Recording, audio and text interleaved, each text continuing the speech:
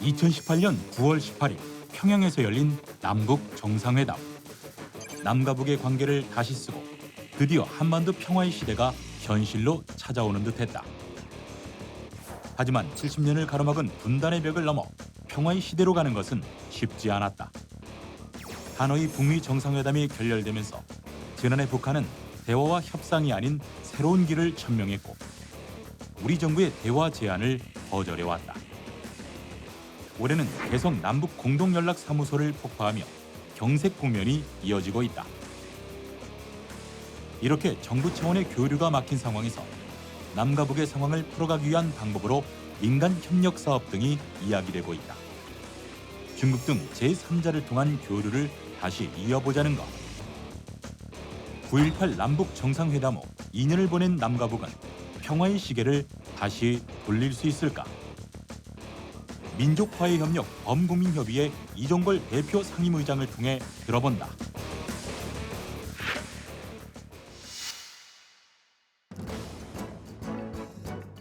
시청자 여러분 안녕하십니까. 최일구의 정말 진행을 맡은 최일구입니다. 2년 전 9월 18일 문재인 대통령은 서울공항을 통해서 평양으로 향했습니다. 2018년 세 번째 남북정상회담이 시작된 날이죠. 그 후 2년이 지난 지금 남북관계는 당시와는 달리 매우 침체된 상황입니다. 2019년 2월 하노이 북미 정상회담이 결렬되면서 한반도 평화의 시계도 멈춰있는 상태죠. 지금의 상황을 타개하고 한반도 평화와 평화 경제를 이루기 위해서는 무엇이 필요할까요? 민족화해협력 범국민협의회 이종걸 대표 상임의장과 이야기 나누는 시간 마련했습니다. 안녕하세요. 예, 안녕하셨습니까? 지난 8월에 취임을 하신 거죠? 예, 벌써 두 달. 민화협. 참 어감이 좋아요. 화해와 협력. 예, 범국민 협의회. 예.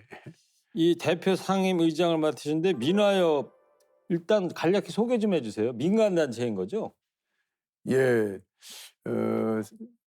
사실 광복 이후에 처음 개혁 진보 정권이 이제 김대중 정부라고 이렇게 되지 않습니까? 네. 김대중 정부 첫 해 사실 대통령의 뜻에 의해서 그때 당시에 이종찬 국정원장이 이것을 설계하고 이렇게 만들었다고 이혜영 목사님이 저한테 알려주시더군요. 네, 98년 9월 달에. 예.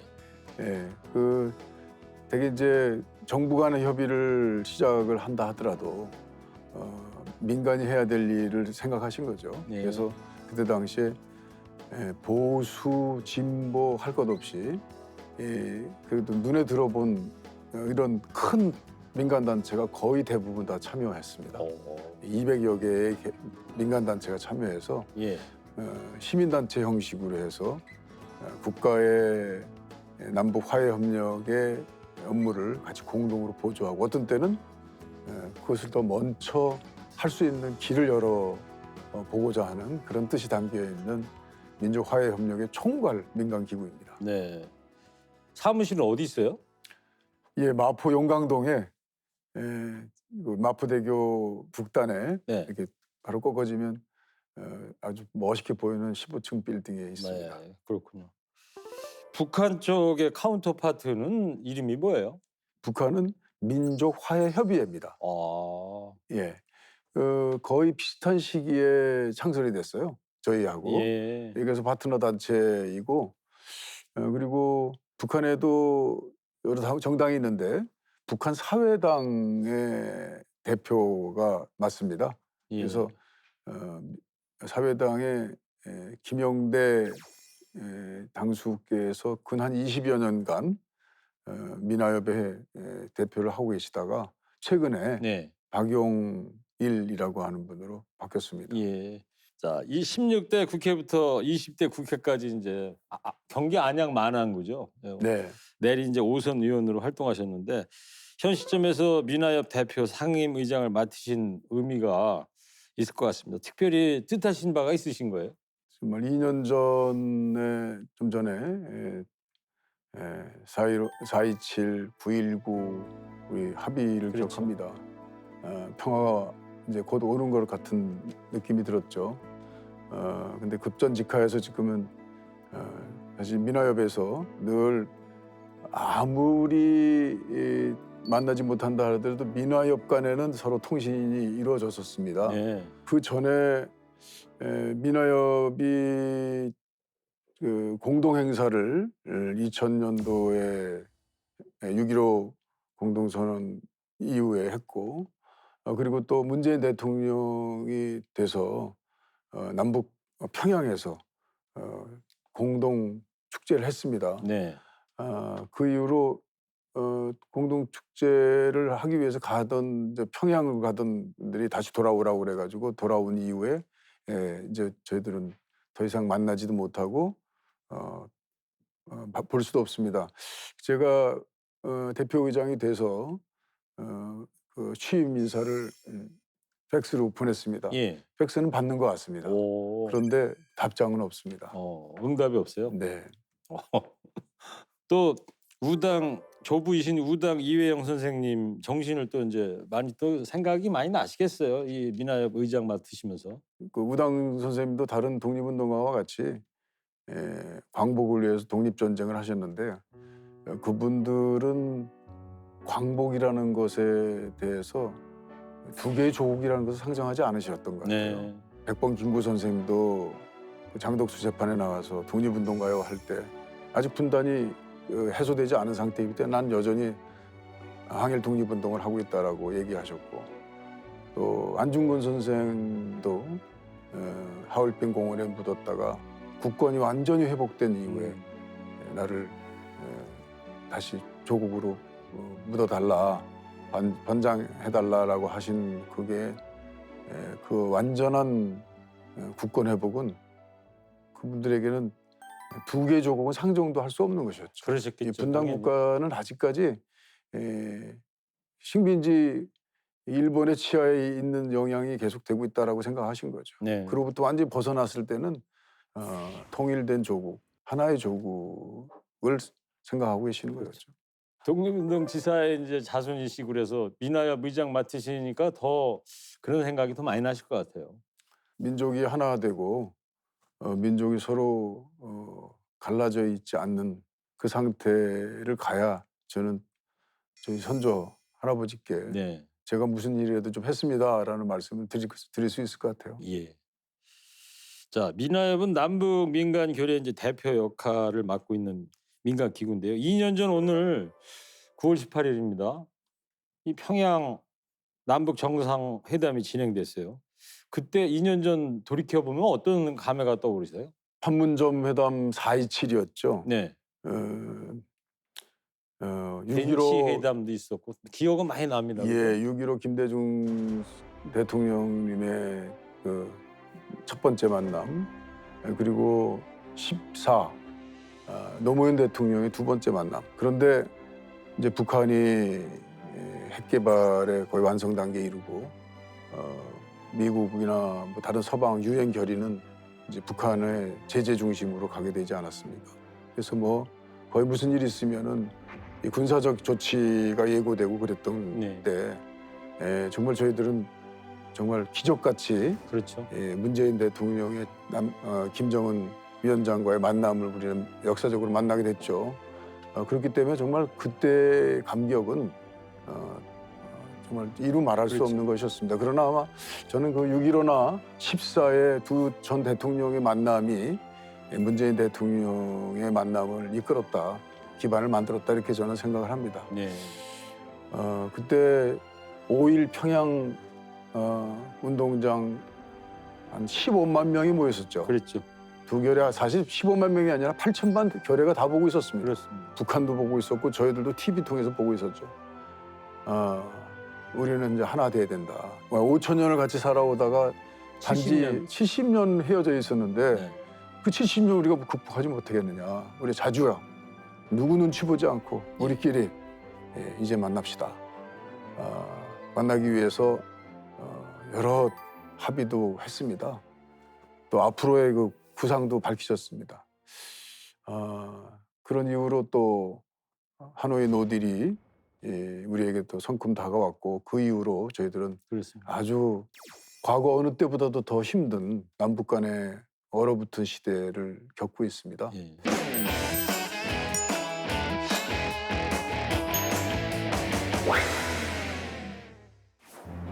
어떤 그 난관에도 불구하고 서로 한 4대 합의를 중심으로 해서 공동민족제운동체의 기반을 다질 수 있다. 이런 그 강력한 정체성, 머지않아 남북이 또다시 예. 풀릴 수 있는 역사가 열릴 거다. 이렇게 생각합니다.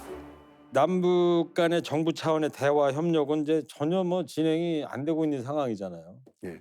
북한이 얼마 전에 그 개성에 있는 남북 공동 연락사무소 건물 폭파하면서 남북 관계는 더 꼬여가고 있는 것 같은데 지금 남북 관계 어떻게 진단하고 계십니까? 북한도 끈을 놓지는 않고 있습니다. 최소한도 북미 간의 문제를 굉장히 중요하게 생각하고 있는 건 틀림이 없습니다. 그렇기 때문에 북미 간에 바로 따라오는 남북 간의 관계는 바로 쌍생 아니겠습니까?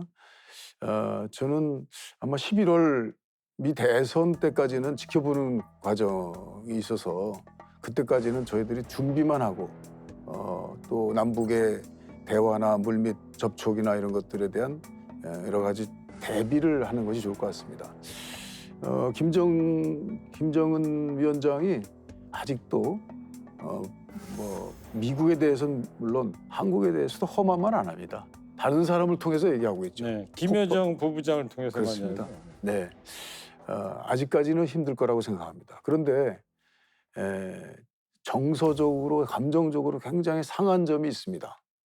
특히 미국에 대해서는 그렇다 치더라도 한국에 대해서는 이전에 4.27 회담이나 9.19 합의 때 했던 그 철동 같은 약속, 그 약속을 우리는 좀 잘 지킬 준비를 좀 해야 될 필요가 있다 이렇게 생각합니다. 그것을 꼭 하겠다.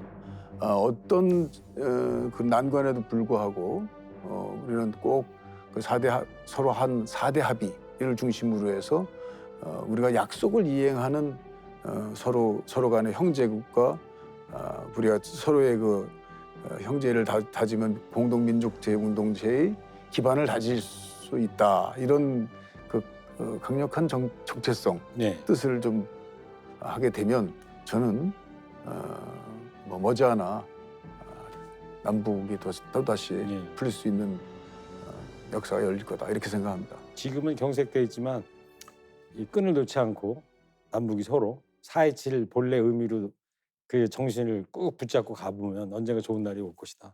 근데 요즘 많이 나오는 이야기 중에 하나가 이 남북 관계 경색의 원인 중에 하나로 꼽는 것이 그 한미 간의 워킹 그룹에 거기에서의 문제가 있는 거 아니냐 이런 얘기가 있는데 이거에 대해서는 어떻게 보세요? 한미오킹은 2018년에 우리가 제안해서 만들어진 남북 간의 문제들을 미국과 협의할 때 서로 논의하기 기울였습니다. 네. 근데 그게 어찌된 일인지 대북 제재 유엔 결의 내용을 이렇게 검토하고 검증하고 또 가이드라인을 제시하는 그런 기구처럼 변모가 돼버렸습니다. 사실상 한국과 미국이 협상할 때는 언제든지 한미 워킹 그룹이 거론되고 그곳을 통해서 이루어졌던 적이 많음에도 불구하고 이제는 북한에 대한 제재를 검토하는 기관으로 돼서 네. 국민적 여론이 썩 좋지 않은 것 같습니다. 이를 이제 좀 전환시킬 수 있는 여러 가지 방법들을 논의할 필요가 있겠습니다. 네.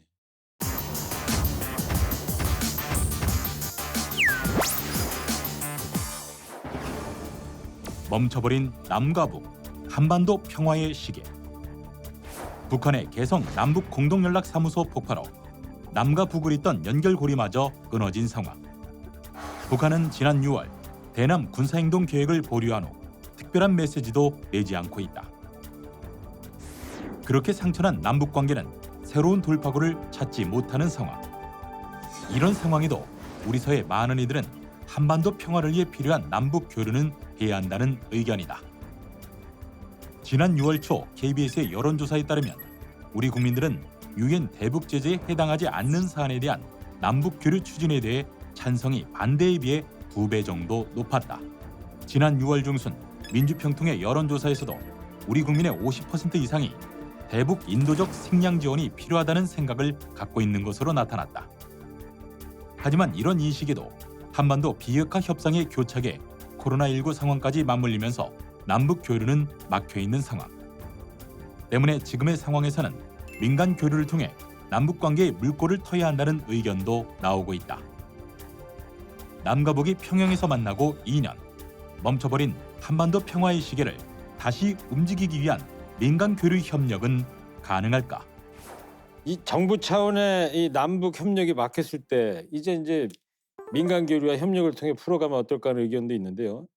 이 시점에서는 민간 차원의 교류 협력도 아까 말씀을 해주셨습니다만 전혀 진행도 안 되고 있다고 그러는데 어떻게 해소해 나가실 생각이에요? 우선은 지금은 이제 대단히 준비를 하고 있습니다.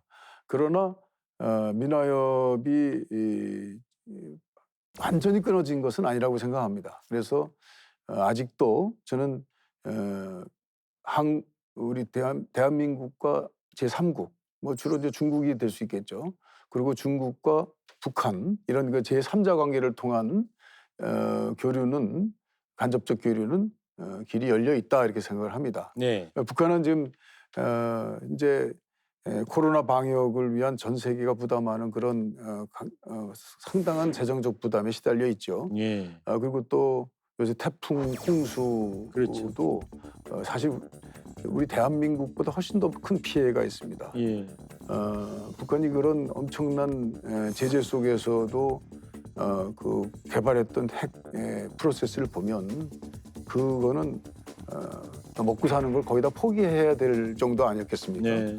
오로지 핵 개발에만 나섰습니다. 네. 그럼에도 불구하고 북한은 현재 예전에 우리가 가지고 있었던 무슨 자연 붕괴론이라든지 이런 북한은 곧 무너질 것이다라든지 정권이. 그런 생각들은 이제 이미 벗어날 정도의 북한의 안정된 기조가 네. 이미 마련돼 있는 것은 아닌가 이런 생각합니다. 네. 그렇기 때문에 북한에 대해서 우리가 뭐 과거에 헐벗고 굶주리는 곳에 인도적 지원을 한다 이런 의식보다는 남북이 이 협력하는 사업을 같이 한다 이런 생각으로 접근하는 게 좋을 것 같습니다. 네. 지금까지 이제 제재의 범위를 벗어나는 것으로서 인도적 지원이라는 게 있기 때문에 그 기준으로서 인도적 지원 이런 얘기를 합니다만 그런 말은 최근에 북한이 무슨 통일 그러면 흡수 통일이라는 것처럼 이렇게 오해하듯이 인도적 지원이라는 말도 썩 듣기 싫어하는 그런 말에 속합니다. 그러면 인도적 지원 말고 다른 워딩을 찾자면 뭘로 하실 수 있을까요? 네, 남북 협력 사업을 협력으로. 한다. 예. 네, 그렇게 하면 될 것이고요. 그래서 지금 현재 북한이 좀 많이 어려워하는 게 돼지열병 문제, 그다음에 코로나 방역을 위한 진단 키트라든지 예. 이런 것들은 지금 필요한 양들을 생산하지 못하고 있는 것이 분명하지 않겠습니까? 그래서 그렇죠. 어떤 방법으로든지 전달해주면 저는 상당히 좋은 네. 소재가 될 것이다 이렇게 생각합니다. 그게 지금 정부 차원에서는 그게 지금은 막혀 있는 상태인 거 아니에요? 민화협에서 민간 기구는 그런 걸 할 수가 그렇습니다. 그러니까 있는데도 지금 막혀 있는 상태. 현재로서는 그 김정은 위원장의 방침이나 이런 것들이 막 세운 이후로 뭐 시간도 얼마 지나지 않았고 또 그런 감정적인 정서적인 여러 가지 이격감이 너무 큰 상태이기 때문에 현재는 민간 기구의 경우에도 엄명을 내려서 네. 그런 걸 밟지 마라 이렇게 얘기하고 있는 상태이기 때문에 네. 공식적으로는 교류를 하지 못하는 건 사실입니다. 네. 그러나 공식적인 교류를 떠난 민간 기구의 비공식적인 그 접촉이나 이런 것들은 노력에 의해서 네. 필요에 의해서 충분히 이루어질 수 있다는 것이 저는 예감상 예감상. 느끼고 있고요. 네. 과거 예를 비춰서도 그런 이제 굴곡진 우리의 그 관계들을 잘 살펴서 그래도 좀 저희들이 나은 우리 남측에서 좀 더 적극적으로 진정성 있는 접촉을 네. 시도하는 것이 좋겠다 이런 생각합니다. 옛날에 우리나라가 이제 북방 외교 시작 전에 동구권이라든가 거기 보면 정부 대 정부 간의 어떤 교류 이전에 코트라가 먼저 들어가잖아요. 네, 그죠? 그렇습니다. 예. 거기 가서 이제 여러 가지 조사도 하고 그러면서 양국 간에 우호 중진다고 그랬는데 민화협도 그런 역할을 좀 했으면 그런 역할을 하고 싶으면 하면 굴뚝 같으신데 이게 꽉 막혀 있는 상태니까. 네, 그러나 이제 김대중 대통령께서 처음에 고안하신 그 민간 기구의 앞선 방법 이런 방법을 잘 살펴봐야 됩니다. 예. 뭐 물론 교류를 한다고 그럴 때 민간, 공적 뭐 이런 모두를 다 금지시키는 것은 뭐 어느 양 당사국에 다 공의 마찬가지일 것입니다. 그러나 그 지시한 뜻과 속 생각을 우리가 살펴볼 필요가 있습니다. 네. 그래서 민간 기구는 그 내용들을 좀 더 뚫고 나갈 수 있는 여러 여지가 있고 네. 또 민화협이 할 수 있는 영역이 바로 그것이다. 그 이 기자님께서 해외 동포들을 주축으로 하는 워킹그룹 창설에 대해서 얘기하신 것을 들었는데 어떤 구상입니까? 250만 활동인자 아니면 거의 700만의 디아스포라가 있습니다. 그래요? 네. 독립운동한 것도 다 디아스포라 그렇죠. 아니겠습니까? 예. 저는 완전한 독립을 이루기 위한 마무리 작업이 저희 통일 네. 아니겠습니까? 광복을 위한 길 아니겠습니까? 그분들은 아주 활동이 강력합니다. 예. 해외 동포들로 구성된 워킹 그룹들이 그래서 이미 해외 동포 민화협 본부들이 많이 만들어져 있는데요. 그 중에서 워킹 그룹을 움직이겠다고 하는 분이 많습니다. 예. 아까 좀 전에 제가 이제 지금도 현실적으로 북한이 긍정적으로만 보면 바로 할 수 있는 제3자의 간접 거래, 한국과 중국의 어느 기관, 중국의 어느 기관과 북한의 거래 이렇게 이제 이루어질 수 있는 거기에 저는 중국 기관에는 북한과 우호적인 여러 좋은 단체들이 있고요. 그리고 중국이 북한과 아주 지속적인 관계를 가져왔던 기관들이 있습니다. 네. 그리고 또 민간 기구로도 구성돼 있고요. 중국의 민간 기구를 견인하는 우리 중국의 해외 동포들의 워킹 그룹을 저는 함께 구성하는 것을 제 첫 번째 목표로 하고 있습니다.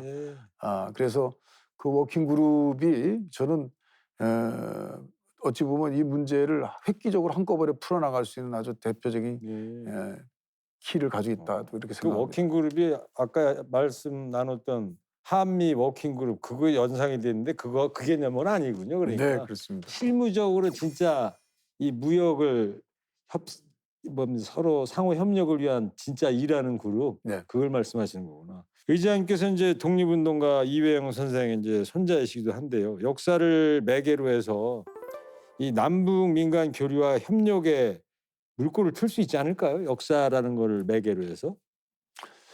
예, 뭐 북한의 백두혈통이라고 하지 않습니까? 뭐 제가 어느 소리를 들어봤는데요. 이종걸이 됐다 그러니까 그 참 좋은 일이다. 북쪽에서 들어오는 소리가 만나고 싶었던 사람이다. 이렇게 전달이 돼 왔습니다. 그거 하나는 잘 됐네요. 네. 아무래도 이제 북한이 처음 시작한 그 당시에 그 독립 정신이 강했고 또 그 항일 독립운동에 대한 후회라는 자부심이 많았던 것 같습니다. 예. 거기에 이제 제가 좀 상대적으로 좀 더 부합하는 인물이다 이렇게 생각하셨는지 모르겠는데 저에게 그럴 수도 있죠, 굉장히 당연히. 그 우호적인 소문들이 꽤 있어요. 네. 그 조건을 그야말로 또 할아버지의 그 유산을 조국 광복을 위해서 헌신했던 그 분들은 결코 남과 북의 관계를 긍정적으로 헤쳐나갈 것이다라고 하는 그런 믿음을 민화협의 에너지와 함께 꼭 남북의 교류 협력을 활성화하는 데 터 나가겠습니다. 예. 민화협 차원에서 이 유해 봉환 사업 이것도 지금 함께 하고 계시는 거죠? 예, 예. 우리가 한 2천만 정도 살던 그 조선 반도에 사실 일제 치하에서 한 300만 이상이 죽었습니다. 예. 300만. 예. 그곳에는 징병징용 사실 의사 없이 끌려가서 죽은 우리 그 피해자들은 항일 운동가와 다름이 없습니다.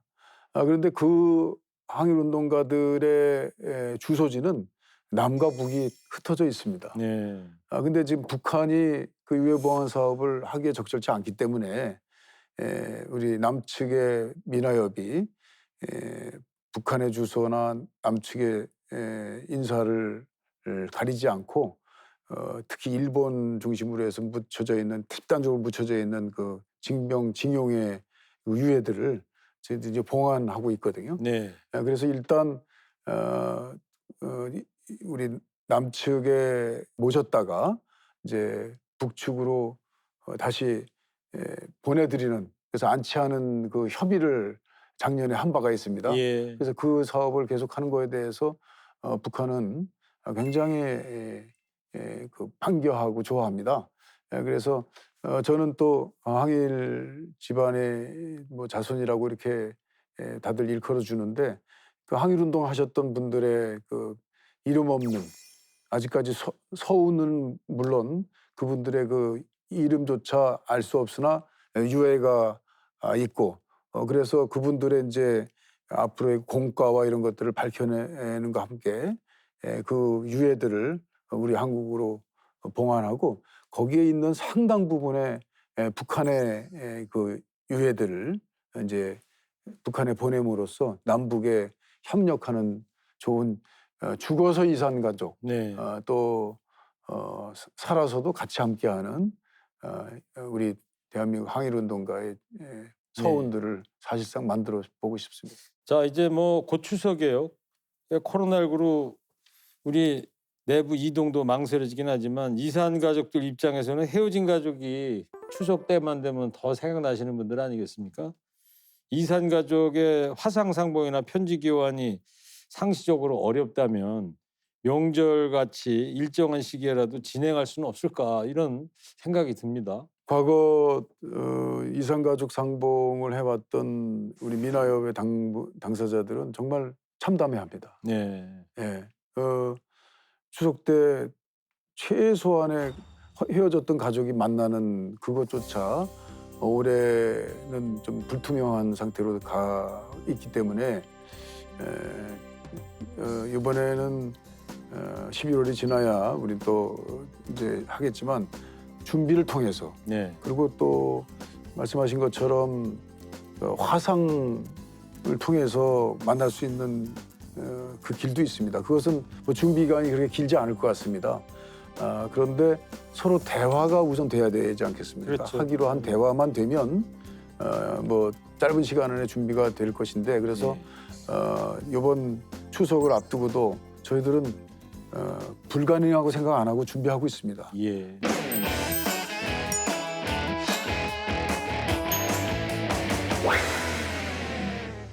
핵은 핵이고 또 남북 문제는 남북 문제다라고 하는 두 개의 입장들을 같이 협상하고 이뤄 나간다라고 하는 그런 뜻을 잘 만들어서 미나협은 미나협대로 또 다른 기관들은 다른 기관대로 남북의 문제들을 병진해서 풀어나가는 그런 해가 예. 될 수 있도록 최선을 다하겠습니다. 알겠습니다. 자, 우리나라는 오랫동안 분단 리스크가 사회 경제 전반에 영향을 끼쳐왔는데요.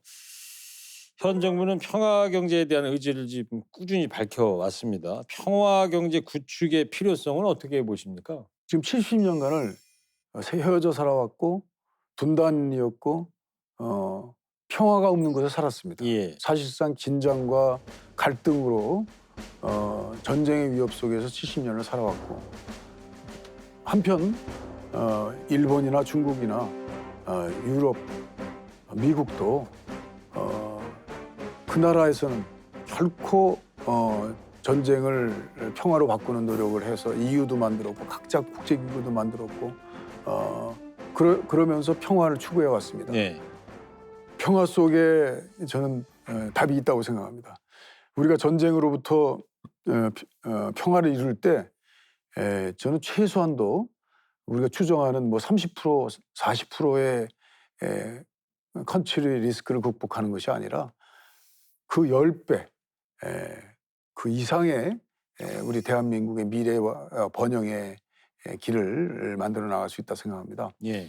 4.27 회담 때 정말 핵무기로도 깨기 어려운 우리나라 한국산 단단한 화강으로 그 판문점에 문재인 대통령과 김정은 위원장이 평화와 번영이라고 그랬습니다. 네.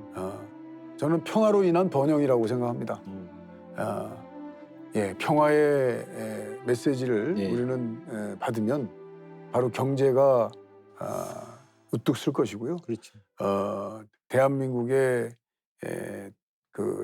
그동안 있었던 전쟁과 갈등으로 있었던 여러 비경제적 요소들이 한꺼번에 해소될 것이다 이렇게 생각합니다. 그렇죠.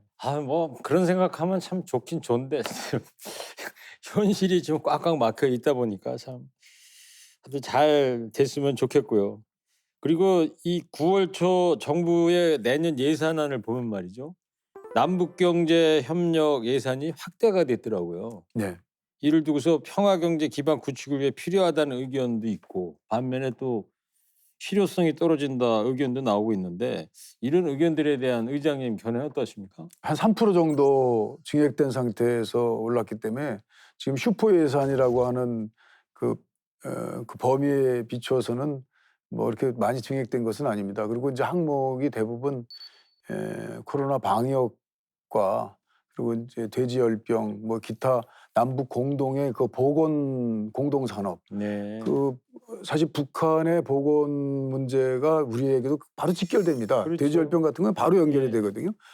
이런 그 방역에 대한 예산이기 때문에 저는 그것을 남북 경색만 푼다면 언제든지 사용할 수 있는 오히려 부족한 예산이기 때문에 그 점에 관해서 걱정하시는 분들에 대해서는 남북의 하나 되는 데에는 훨씬 도움이 되는 네. 예산이다 이렇게 말씀드리고 알겠습니다. 싶습니다. 자 마지막으로 마무리 말씀을 해요. 우리 경제와 사회 전반을 위해서도 남북의 현 상황 타개는 미룰 수 없는 과제인데 지금의 경색 국면을 벗어나서 남북 교류와 협력을 이뤄가기 위해서 어떤 노력을 해 나가야 할지 마무리 말씀 좀 드릴게요.